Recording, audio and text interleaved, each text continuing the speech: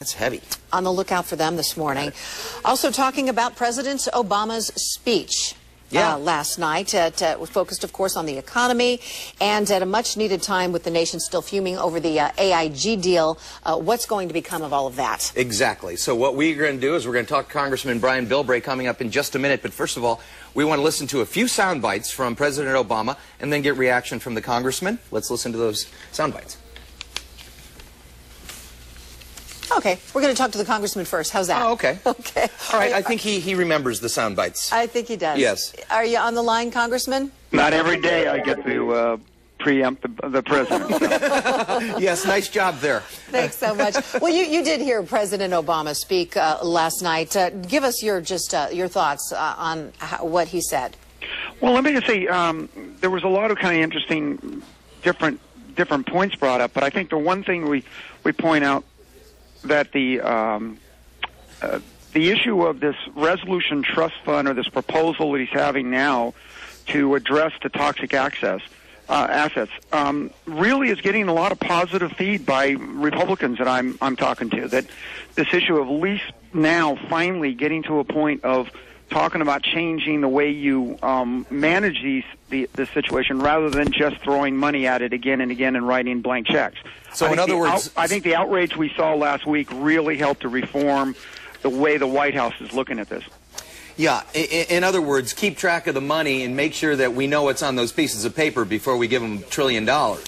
Yeah, well, and it's also looking at the fact that there is a scary concept that really everybody should be concerned about, and that is a concept that the federal government may have the power, if the Obama administration gets it, to go in and take over any business anywhere in the country.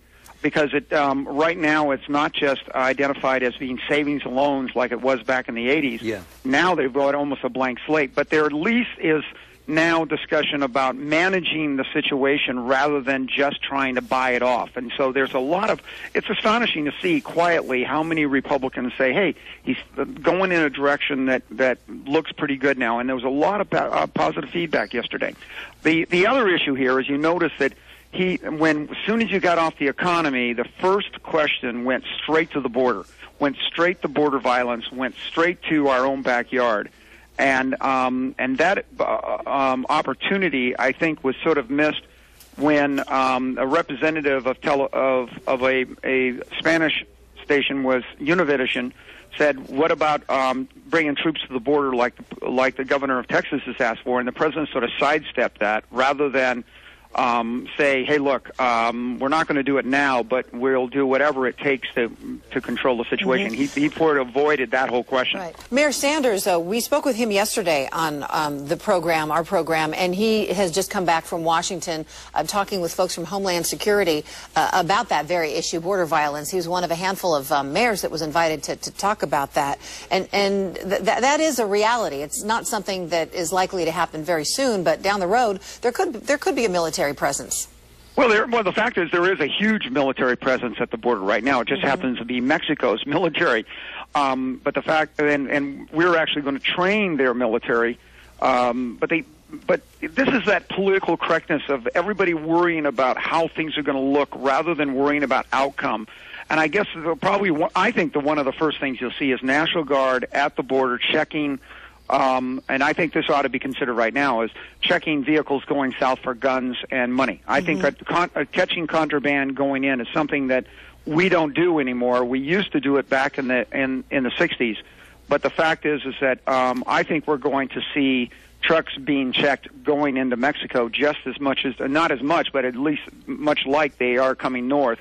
Only instead of looking for drugs and illegals, we'll be looking for guns and cash. Money, yeah. Hey, listen, we're going to listen to a soundbite from the president addressing this very thing, and we'll get right back to you. So hold on for a second. As I said, President Calderon has been very courageous in taking on these drug cartels. We've got to also take some steps, even as he is doing more to deal with the drug cartels sending drugs into the United States. We need to do more to make sure that illegal guns and cash aren't flowing back to these cartels. There you go, exactly like you said, Brian, Congressman, this morning. Also, we did a story, Congressman, earlier about It was basically framed that you have requested an earmark, is what it said, and it was something like $23 million for a couple of drones, presumably for the border. Can you talk about that? Yeah, well, I have a policy here that I publish everything as soon as I request. Yeah, it's on your anything. website, right? On my website, yeah. And in fact, I only ask for requests from when somebody in the public agency specifically requests it. Usually it's a mayor or the county supervisors, or like the National Guard asked for observation technology that was used during our fires. This was a request that was specifically made by the commander of the Afghani forces, our American General McCarran, on July 2nd when I went to Afghanistan. And I said, look, if there was anything you want, General, if you could get, what would you get? And he said, give me eyes in the sky, Congressman. I need as many Predators or any unmanned vehicle, so when these guys crawl out from Iraq, I can get them. And this, so this isn't for the border. This is for Afghanistan. No, this is actually for Afghanistan. Now, the advantage is... I mean, you have talked about using these on the border as well. Absolutely. Yeah. But here's the thing, Dan, is that you get the new equipment, the new upgraded units over to Afghanistan. Mm-hmm. You get them enough to where they now can allow us to use the older ones to go get the bad guys along the border. Mm-hmm. And so we get into it. And you got to remember, this has always been a problem because the Air Force, rightfully so in their own little ways, prefer to have pilots flying around. But the Marine Corps and the Army, they love these things because they're so close. And in fact, the other member of Congress who just got